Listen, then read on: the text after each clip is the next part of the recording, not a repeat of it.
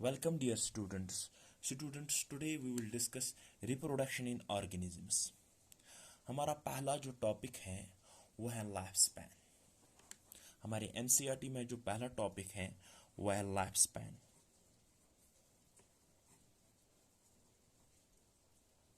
Life span क्या चीज है?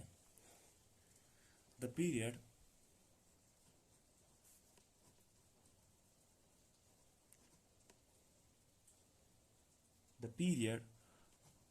from birth to natural death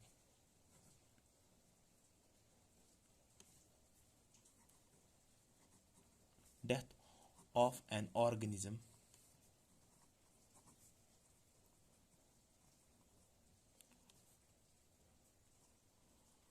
the period from birth to natural death of an organism इसको हम कहते हैं life span. The period from birth to natural death of an organism इसी को हम कहते हैं लाइफ स्पैन. Life span. अब हम इसको समझेंगे ये क्या है. एक्चुअली अगर हम बात करेंगे लाइफ स्पैन के बारे में, लाइफ स्पैन हम किसी स्पीशीज का अप्रॉक्सीमेटली लेते हैं. लाइफ स्पैन किसी स्पीशीज का लेते हैं, स्पीशीज का लाइफ स्पैन लेते हैं. अप्रॉक्सीमेटली एवरेज होता है. एक्चुअली ये एक ड्यूरेशन होता है एक ऑर्गेनिज्म का जब ये पैदा होता है. आफ्टर दैट उसकी नेचुरल डेथ होती है. ये जो वक्त रहता है, ये जो टाइम रहता है, the period from birth to natural death of an organism, इसी को कहते हैं हम लाइफ स्पैन. इसी को कहते हैं हम life span. Life span it does not depend, it does not relate, it does not depend up on the size of an organism. जो लाइफ स्पैन है ये डिपेंड नहीं करता है. लाइफ स्पैन जो है ये डिपेंड नहीं करता है size of an organism. Size of an organism पर डिपेंड नहीं करता है. अगर हम बात करेंगे हमारी एनसीईआरटी में जो एक दो एग्जांपल्स दिए गए हैं, एक क्रो एंड पैरोट की बात. क्रो का जो लाइफ स्पैन अगर हम देखेंगे, इसका लाइफ स्पैन 15 ईयर्स रहता है. वायरस अगर हम पैरट की बात करते हैं, इसका लाइफ स्पैन रहता है 140 ईयर्स. डिफरेंस क्या है? अगर हम बात करें crow is big and parrot is small. When we compare crow and parrot, crow is bigger as compare to parrot. Crow बड़ा है एज कंपेयर टू पैरट से. और जब हम इनके लाइफ स्पैन को देखते हैं, क्रो का जो लाइफ स्पैन है वो शॉर्टर रहता है, वो बहुत ही कम रहता है एज कंपेयर टू पैरट की बात. इसी तरीके से अगर हम दूसरी एग्जांपल लेंगे, वो है मैंगो ट्री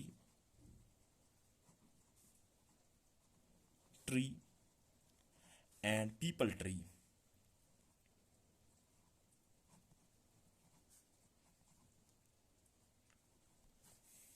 मैंगो ट्री का जो लाइफ स्पैन है वो शॉर्ट रहता है as compare to peepal tree. Mango tree का जो लाइफ स्पैन रहता है वो शॉर्ट रहता है, वो बहुत ही कम होता है पीपल ट्री से. It means that life span हम रिलेट नहीं कर सकते हैं किसी साइज के साथ. हम ये नहीं कह सकते हैं किसी ऑर्गेनिज्म का बहुत ही बड़ा साइज है और इसका लाइफ स्पैन भी बड़ा होगा. No, it does not mean. और नाउ हम अब कुछ ऑर्गेनिज्म्स के लाइफ स्पैन डिस्कस करेंगे. अगर हम रैट की बात करते हैं, चूहे की बात करते हैं, इसका जो लाइफ स्पैन रहता है वो 5 ईयर्स रहता है. और अगर हम कैट की बात करते हैं, बिल्ली का जो लाइफ स्पैन है वो ये 35 to 40 ईयर्स रहता है। इसी तरीके से अगर हम एलिफेंट की बात करते हैं, इसका लाइफ स्पैन जो रहता है वह है 65 ईयर्स। इसी तरीके से मैन, इसका लाइफ स्पैन रहता है 60 ईयर्स अप्रॉक्सीमेटली हम कहते हैं। पैरॉट का हमारी एनसीईआरटी में बहुत ही फेमस एग्जांपल है पैरॉट, इसका लाइफ स्पैन रहता है 140 ईयर्स।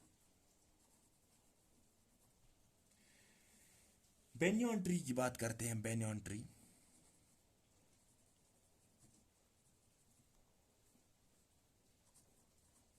इसका लाइफ स्पैन जो रहता है वो रहता है 200 ईयर्स। और हमारे एनसीईआरटी में और भी एग्जाम्पल्स हैं। अगर हम बात करेंगे क्रोकोडाइल,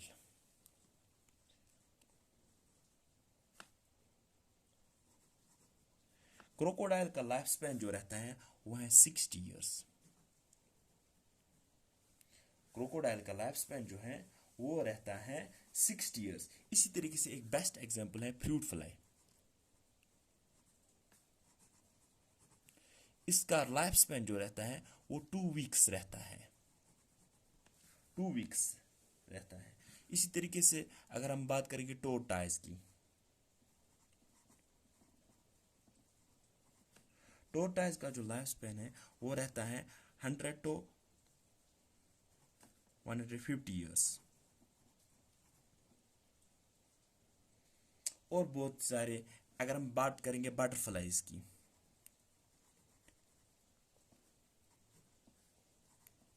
इसका लाइफ स्पैन जो है वो 1 to 2 वीक्स रहता है, 1 to 2 वीक्स रहता है लाइफ स्पैन ऑफ बटरफ्लाई। अगर हम देखेंगे 1 to 2 वीक्स रहता है लाइफ स्पैन ऑफ बटरफ्लाई। इसी तरीके से बहुत सारे एग्जाम्पल्स हैं। ईगल की बात करते हैं, ईगल, ईगल का जो लाइफ स्पैन है वो 90 ईयर्स रहता है। इसी तरीके से हॉर्स की बात करते हैं हम, इसका लाइफ स्पैन जो रहता है वो है 60 ईयर्स। एंड अगर हम बात करें, एक ट्री है जिसका नाम है लारा ट्राइडेंटेटा, लारा ट्राइडेंटेटा।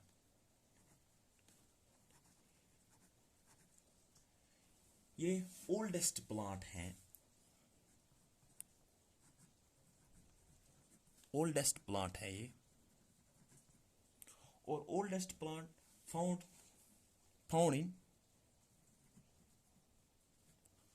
इन SW कैलिफोर्निया, अमेरिका में है, ये है USA में है, SW कैलिफोर्निया।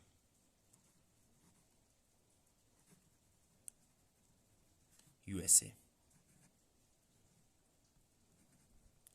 इसका जो लाइफ स्पैन अगर हम बात करेंगे, इसका लाइफ स्पैन ये रहता है 11,300 ईयर्स। इसका लाइफ स्पैन जो रहता है वो रहता है 11,300 ईयर्स। जनरल अगर हम बात करेंगे, जनरल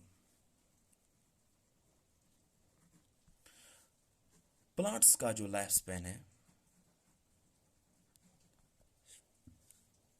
प्लांट्स का जो लाइफ स्पैन है वो ग्रेटर होता है, वो ज्यादा होता है एज कंपेयर टू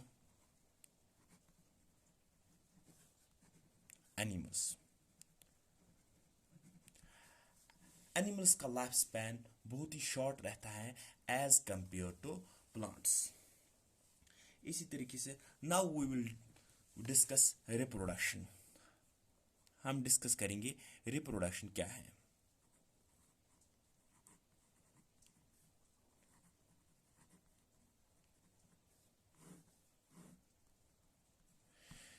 हमारी एनसीईआरटी में जो डेफिनेशन लिखी गई है रिप्रोडक्शन के बारे में, reproduction it is a biological process, it is a biological process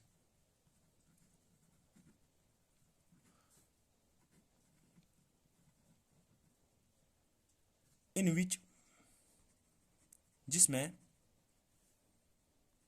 N organism एक organism gives rise to young once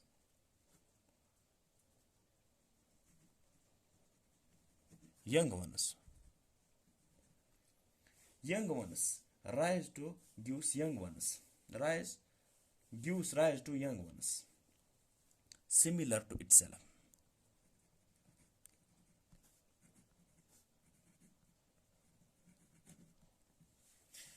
अगर हम बात करेंगे रिप्रोडक्शन हमारी एनसीईआरटी कहते हैं it is a biological process, एक बायोलॉजिकल प्रोसेस है जिसमें एक organism gives rise to young ones means offspring देता है, ऑफस्प्रिंग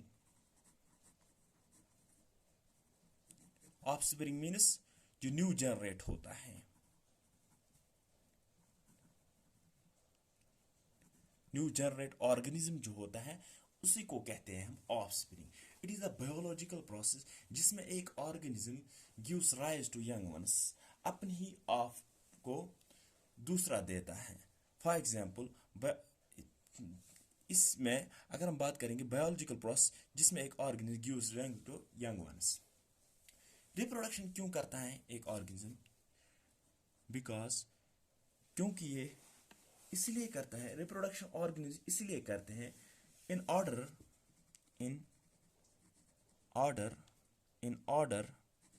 to continuity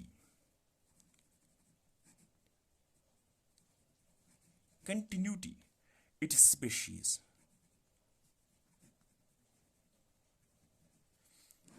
ये अपनी रेस को कांस्टेंट रखना चाहता है, कंटिन्यू रखना चाहता है, रेस को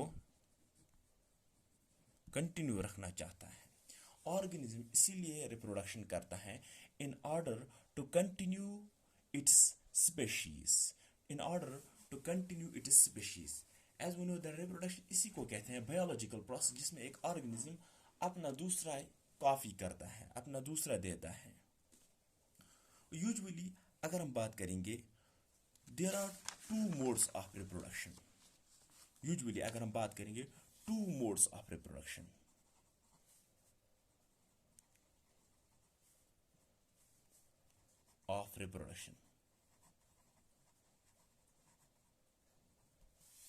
One is sexual mode of reproduction and second one is asexual mode of reproduction. One is sexual mode of reproduction and another one is asexual mode of reproduction.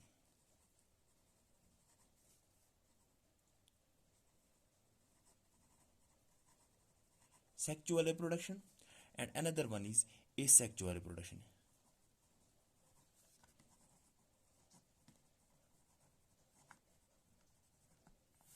Sexual reproduction में क्या होता है? ये वो reproduction है. First we will deal asexual reproduction.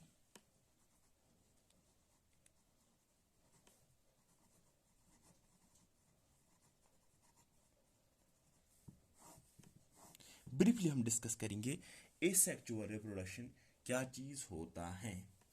Asexual reproduction अगर हम बात करेंगे इसमें सिंगल पेरेंट इन्वॉल्व होता है.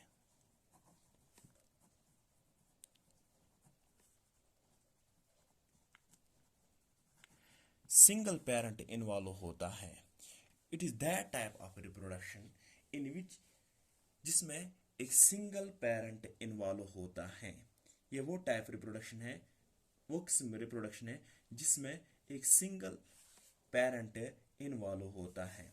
Offspring is produced by single parent. इसमें क्या होता है? या तो गेमेट फॉर्मेशन हो सकते हैं,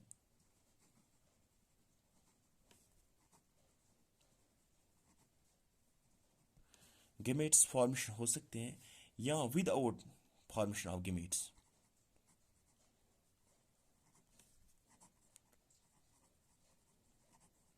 Formation of gametes. Asexual reproduction में एक ही सिंगल पेरेंट इन्वॉल्व होता है और ऑफस्प्रिंग प्रोड्यूस करते हैं।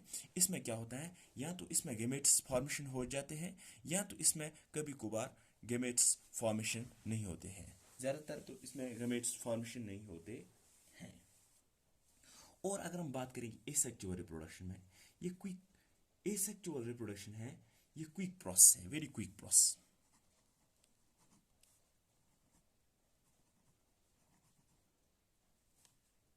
क्विक प्रोसेस है ये। इसी तरीके से अगर हम सेकंड टाइप लेंगे sexual reproduction,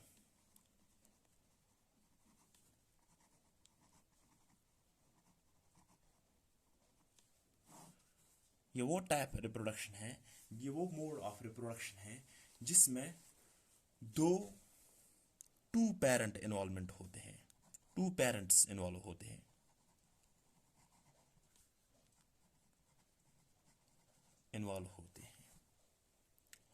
one is male and another one is female.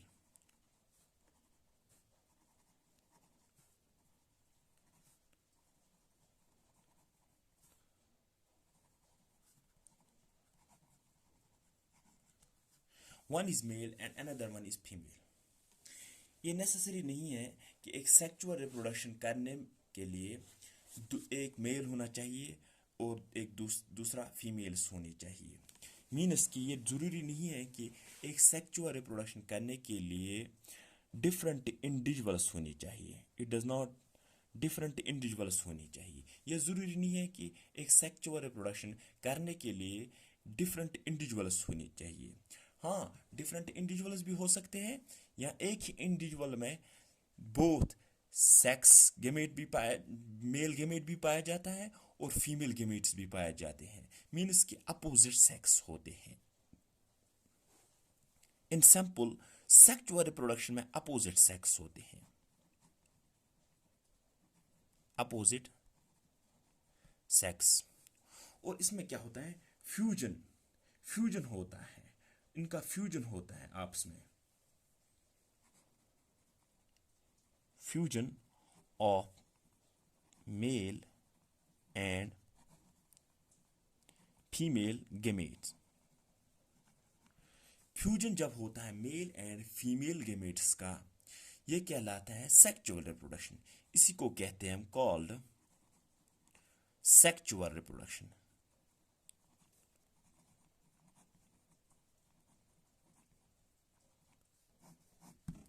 Sexual reproduction अगर हम बात करेंगे, ये बहुत ही स्लो होता है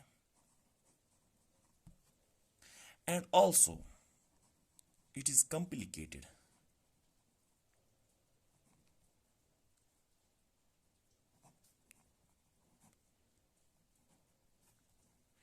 कॉम्प्लिकेटेड भी होता है, बहुत मुश्किल होता है। ये स्लो भी होता है और कॉम्प्लिकेटेड भी होता है। Next lecture we will discuss asexual reproduction in details.